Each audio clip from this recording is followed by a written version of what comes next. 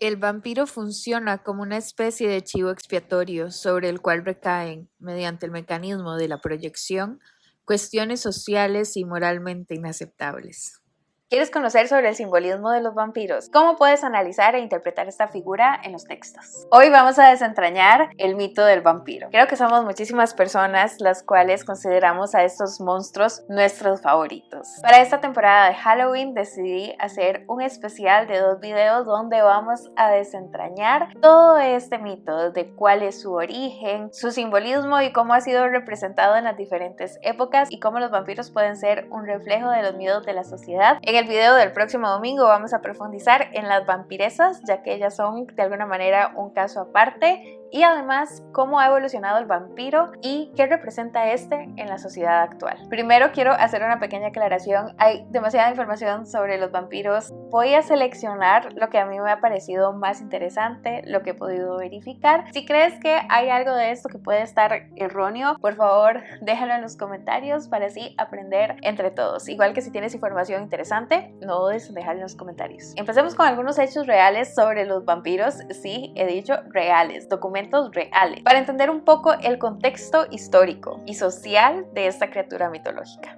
Dudley Wright, en su libro The History of Vampires, señaló que la palabra vampiro proviene del término serbio vampira, vamp, sangre, pir, monstruo, que designa al muerto que regresa para reanimarse con la sangre, pero hay registro de vampiros desde la antigua Grecia. El 31 de julio de 1725 se escribió vampire por primera vez en un documento oficial, el informe de Fromval, un oficial imperial del Imperio Austrohúngaro, que fue testigo de la ejecución de un vampiro, Peter Blagojevich. En 1731 hubo una epidemia de muertes misteriosas provocadas por vampiros. La gente del pueblo decía que se iban a ir si no mataban al vampiro. Un cirujano militar, 2 tenientes y otros 2 cirujanos exhumaron los cuerpos y evidenciaron que 12 tenían los signos de muerte atribuidos a los vampiros. Una vez concluyó el examen, cortaron las cabezas de los supuestos vampiros, las quemaron y arrojaron las cenizas al río Morava. Los vampiros fueron asociados con enfermedades contagiosas, pestes, plagas a cultivos, sequías, muertes súbitas, vidas de pecado y crimen. El vampiro europeo se contaminó con otras tradiciones como el demonio de la noche, los duendes, los incubos y los sucubos. Los vampiros podían realizar apariciones en los sueños o asaltos sexuales en la noche. Podía tomar cualquier forma animal, más frecuente gatos, perros, ovejas, lobos, pájaros y caballos. El murciélago no fue un animal en el cual el vampiro se podía convertir. Eso fue producto de la ficción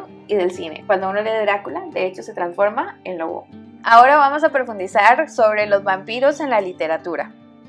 En 1748, este escritor alemán escribió el poema The Vampire, o El vampiro, obra que se considera la primera obra que hace referencia a esta figura. Y si te duermes dulcemente de tus hermosas mejillas, el líquido púrpura sorberé. Entonces, cuando estés asustada, será cuando te bese, y será el beso de un vampire. Cuando quedes temblando y entre mis fríos brazos como un muerto que se derrumba, será entonces cuando te pregunte, ¿son mis lecciones mejores que las de tu buena madre? Luego vendrían clásicos como Carmila, el vampiro de Polidori y por supuesto Drácula.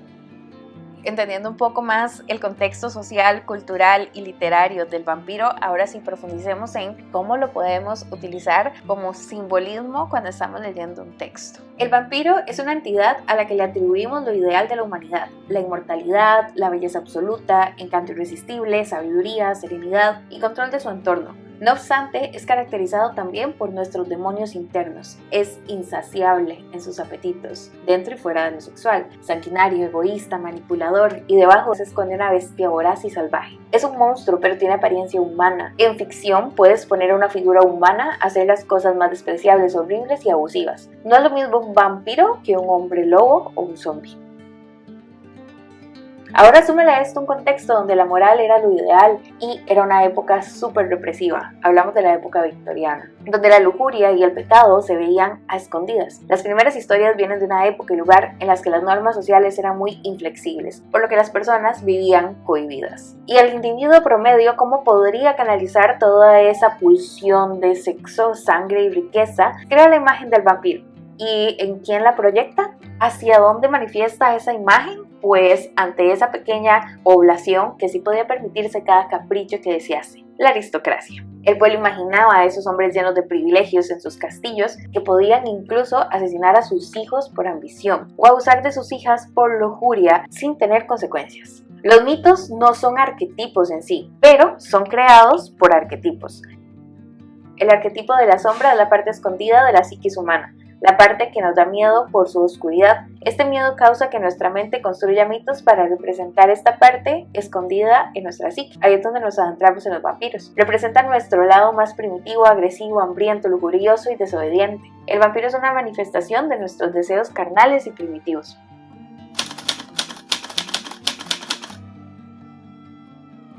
Temor a la muerte. En la época en que surgieron las primeras historias de vampiros, la mortalidad y la brevedad de la vida eran preocupaciones presentes en todas las personas. La alta tasa de mortalidad infantil, las epidemias y las guerras dejaban a la sociedad con una sensación de vulnerabilidad ante la muerte. Los vampiros, al ser inmortales o vivir muchísimo más tiempo que los humanos, representaban la angustia de enfrentar la inevitabilidad de la muerte y la búsqueda de esa inmortalidad.